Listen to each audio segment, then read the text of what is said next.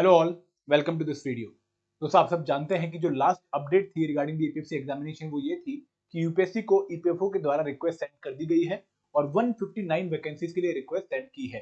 लेकिन उसके बाद अभी तक कोई नई अपडेट नहीं है रिगार्डिंग द ईपीएफसी नोटिफिकेशन। हम बार बार सुनते हैं कि नोटिफिकेशन इस वीक आने वाली है या फिर इस डेट को आने वाली है, लेकिन उसकी एग्जैक्ट इन्फॉर्मेशन या फिर नोटिफिकेशन हमें रिलीज होती हुई नहीं दिखती है।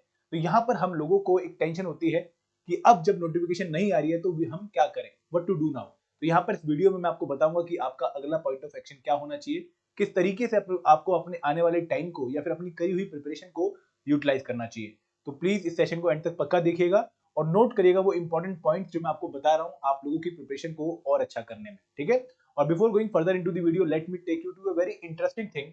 हमने आप लोगों के लिए लॉन्च कर रखी है कंप्रेहेंसिव गाइड बुक, जो कि आपको कंप्लीट इंफॉर्मेशन प्रोवाइड करिए रिगार्डिंग द एपीएफसी एग्जामिनेशन। आपके जितने भी डाउट हैं, जितने भी क्वेरी हैं रिगार्डिंग द एपीएफसी एग्जाम, वो सारे इस गाइड बुक में रिजॉल्व किए गए हैं।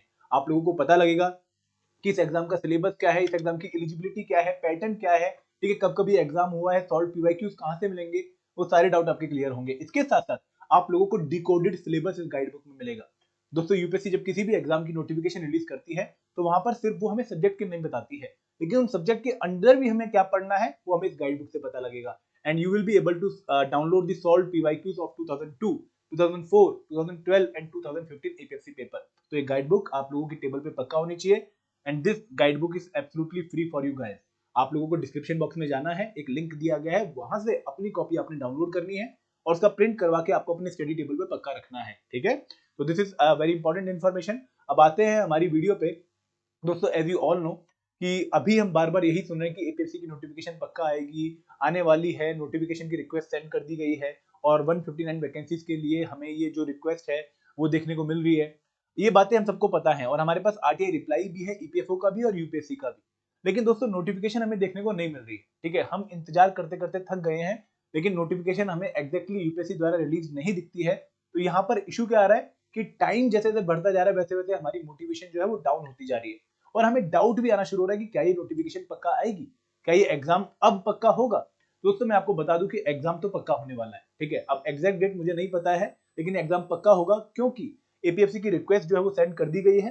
दूसरी बात कि ईपीएफओ में कैडर रिस्ट्रक्चरिंग हो रही है, तो अगेन वो चाहते हैं कि एग्जाम कंडक्ट हो। जो प्रमोशन के थ्रू वैकेंसीज फिल की जाने वाली थी वो हो चुकी हैं, तो अभी इस टाइम पर 159 सीटें वैकेंट हैं for the post of APFC. तो नोटिफिकेशन पक्का आएगी और एग्जाम भी पक्का होगा, लेकिन आप लोगों को अपनी मोटिवेशन को किस तरीके से मेंटेन रखना है, किस तरीके से खुद को चैनलाइज करना है, ये बात बहुत जरूरी है और वही इस वीडियो की थीम भी है। एक और बात दोस्तों, आप लोगों को ये भी याद रखना है कि एग्जाम काफी पहले हुआ था। लास्ट टाइम ये एग्जाम 2015 में हुआ था और लगभग 8 साल हो चुके हैं उस एग्जाम को हुए। तो ये एग्जाम अब होना है। ठीक है, तो आप लोगों को करना क्या है, देखिए, आप में से दो तरह के कैंडिडेट होंगे।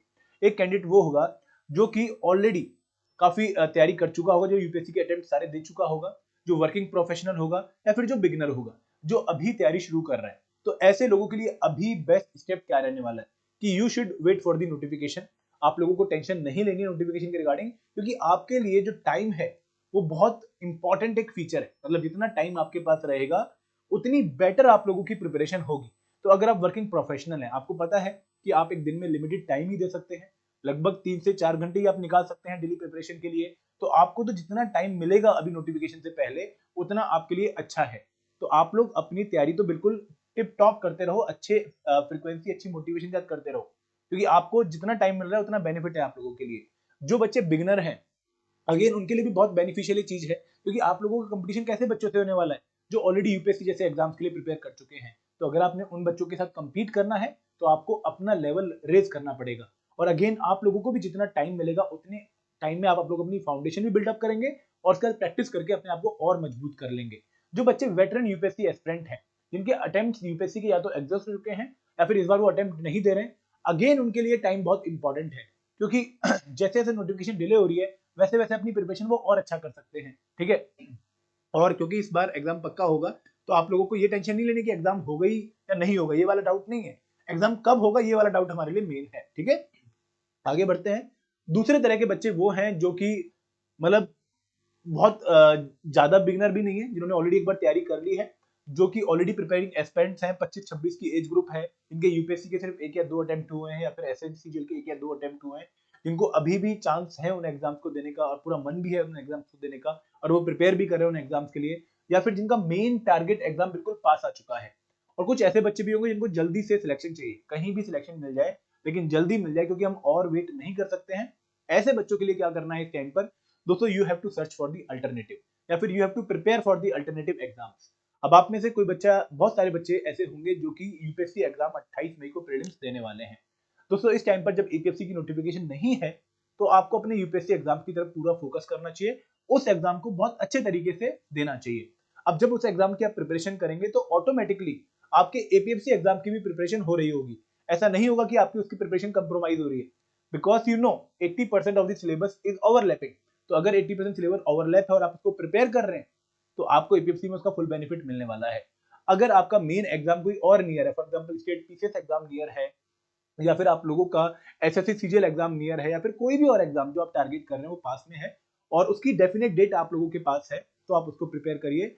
लेकिन अगेन ये आइडेंटिफाई पक्का कर लीजिए एक बार कि आपका ओवरलैपिंग पोर्शन कौन सा है और आपका यूनिक पोर्शन कौन सा है, क्योंकि अगर आप ये डिफरेंशिएशन कर लेंगे तो आपको एक आइडिया रहेगा कि मैं कौन सा सिलेबस कवर करता जा रहा हूँ while doing the preparation of my main target जो कि नियर है, और कौन सा जो सिलेबस है मुझे बाद में कवर करना है जो कि मैं अभी नहीं कवर कर पा रहा हूँ।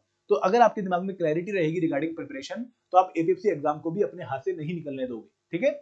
और दोस्तों अगेन आप लोगों के लिए जो टाइम है वो कहीं ना कहीं काफी तेज रन हो रहा है और आप लोग चाहते हैं कि यार टाइम ना निकले, जल्दी से मैं कुछ सेटल हो जाऊं कहीं या फिर कोई गवर्नमेंट जॉब मिल जाए मुझे ताकि मैं ज्यादा टेंशन ना लूं। तो आई नो योर कंडीशन, और ये नोटिफिकेशन जैसे जैसे डिले हो रही है वैसे वैसे हमारी जो ईगरनेस है वो और बढ़ रही है, एंजाइटी और बढ़ रही है। बट अगेन हमें कंट्रोल करना चाहिए खुद को और we have to stay motivated. देखिए मोटिवेशन रखना इसलिए जरूरी है क्योंकि ऐसे एग्जाम्स में आपको बहुत कम मौके मिलते हैं डायरेक्टली एक एपीएससी पोस्ट पे पहुंचने के, असिस्टेंट कमिश्नर पोस्ट पहुंचने के। तो जितनी मोटिवेशन आप खुद की रखेंगे उतना बेटर आप लोगों के लिए होगा, उतना अच्छा आपका रिजल्ट रहेगा, उतनी अच्छी आपकी प्रिपरेशन रहेगी, ठीक है। तो यहाँ पर कैसे मोटिवेटेड रहना है, सबसे पहले आप लोग अपना वाई क्लियर रखिए कि क्यों आप इस एग्जाम की प्रिपरेशन कर रहे हैं, ठीक है। आप में से कुछ बच्चों के लिए प्लान बी है, कुछ बच्चों के लिए मेन टारगेट है, कुछ बच्चों के लिए गोल्डन अपॉर्चुनिटी है, कुछ बच्चों के लिए एक बहुत छोटा मौका है सीधे एक अच्छी पोस्ट पे पहुंचने का। तो जो भी आपका वाय है, वर्किंग प्रोफेशनल के लिए एक मौका है अपनी जॉब से निकलने का, जो भी एक वाय है आपका, उसको अपना मेन प्लैंक बना के अपनी इंटरनल मोटिवेशन हाई रखिए ताकि आप कभी भी डिप्रेस्ड फील ना हो, ठीक है। और नोटिफिकेशन जैसा ट्रिगर आप लोगों को पुश करने के लिए बहुत मेजर रोल प्ले ना करे। मतलब आपको ये जो ट्रिगर्स होते हैं ना कि नोटिफिकेशन आ गई है, फॉर्म भरना शुरू हो गया है, एग्जाम की डेट अनाउंस हो गई, चलो पढ़ना शुरू करते हैं, नहीं। इरिस्पेक्टिव ऑफ दोस ट्रिगर्स आप एक कंटिन्यूअस मैनर में, कंसिस्टेंट मैनर में अगर तैयारी कर रहे हो then your selection chances are very high, ठीक है। दूसरी बात दोस्तों याद रखिए कंपटीशन बहुत हाई है, बहुत ज्यादा हाई कंपटीशन है मान के चलिए। और अगर आप लोग एक लेवल के जितनी प्रिपरेशन नहीं करेंगे तो आपकी सिलेक्शन के चांसेस उतने नहीं रहेंगे। तो अपनी प्रिपरेशन को हर बार एक नए लेवल पे लेके जाइए। अगर आपने एक बार सिलेबस कवर कर लिया है उसको रिवाइज करिए, अगर आपने एक बार रिवाइज कर लिया है दोबारा रिवाइज करिए, अगर आपने दोबारा भी रिवाइज कर लिया है बहुत सारे मॉक टेस्ट दीजिए और अपनी जो प्रिपरेशन का दायरा है उसको बढ़ाना शुरू करिए, लेकिन बैठिए मत। तीसरी बात कि you do not have much options, आप लोगों के पास बहुत ज्यादा ऑप्शंस नहीं है, ठीक है, लिमिटेड ऑप्शंस है और ये गोल्डन अपॉर्चुनिटी है। अगेन मैं बार बार इसलिए कह रहा हूँ क्योंकि दोस्तों ऐसा मौका आपको नहीं मिलता कि आप सीधा एक रिक्रूटमेंट टेस्ट, वो भी ऑफलाइन ऑब्जेक्टिव पेपर और इंटरव्यू देके क्लास ए पोस्ट पे पहुंच जाओ, क्योंकि जनरली ऐसे एग्जाम्स में आपको 3 स्टेजेस देखने को मिलेंगे और टाइम कंज्यूमिंग प्रोसेस वो होता है। एक और बात कि take breaks and celebrate small successes, क्योंकि अगेन प्रिपरेशन की जो जर्नी है वो लंबी होती जा रही है, प्रोसेस लंबा होता जा रहा है। तो यहाँ पर अगेन जब प्रोसेस लंबा होता है तो मोटिवेशन मेंटेन करना डिफिकल्ट होता है। तो आप बीच बीच में छोटी छोटी ब्रेक्स लीजिए, 1 या 2 दिन की ब्रेक, और जो भी छोटी छोटी अचीवमेंट्स आप लोग अचीव कर रहे हैं, फॉर एग्जाम्पल आप लोगों ने पॉलिटी कंप्लीट कर लिया, आप लोगों ने मॉडर्न हिस्ट्री कंप्लीट कर लिया, तो उसके बाद उसको सेलिब्रेट करिए in the form of eating burger और ईटिंग पिज्जा और सेलिब्रेटिंग विद फ्रेंड्स, जो भी तरीका है, लेकिन अपने आप को पक्का मोटिवेटेड रखिए। एक और तरीका है कि beware of rumours and fake news. दोस्तों बहुत सारे रूमर आपको डेली सुनने को मिलेंगे इन डिफरेंट टेलीग्राम ग्रुप की, नोटिफिकेशन 12 को आ रही है, नोटिफिकेशन 19 को आ रही है, नहीं, जब आएगी आपको क्लियरली पता लग जाएगा। हम अनाउंस करेंगे, बहुत सारे इंस्टीट्यूट और भी अनाउंस करेंगे, तो you will get the information.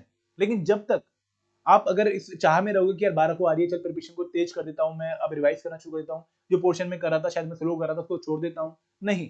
आप लोग एक कंसिस्टेंट वे में तैयारी करो, जब नोटिफिकेशन आएगी इसके बाद की स्ट्रेटेजी हम बताएंगे आपको, ठीक है। And last but not the least, keep accountability for your actions. अपने एक्शंस के लिए अकाउंटेबल रहो। आप लोगों के पास जो आपने अपना टारगेट सेट कर रखा है उसके लिए अकाउंटेबिलिटी होनी चाहिए कि मैं कर रहा हूं या नहीं कर रहा हूं।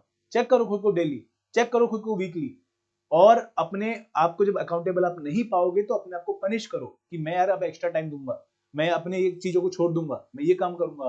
तो ये अकाउंटेबिलिटी आपको और मोटिवेट करेगी, ठीक है। तो यहाँ पर भले ही आप लोगों के पास नोटिफिकेशन नहीं है, आप लोगों के पास अपना वाई है जो विदाउट नोटिफिकेशन या फिर विदाउट एनी अदर ट्रिगर आप लोगों को मोटिवेट करने में काफी इनफ है, ठीक है। तो अगेन प्रिपरेशन करते रहिए। अगर कोई भी प्रिपरेशन के रिगार्डिंग डाउट है तो वी आर विद यू। आप लोग कभी भी कॉल कर सकते हैं 8146207241 पर, या एक मेल ड्रॉप कर सकते हैं hello@edutech.co.in पर। This is all from my side. Thank you very much. जय हिंद, जय भारत।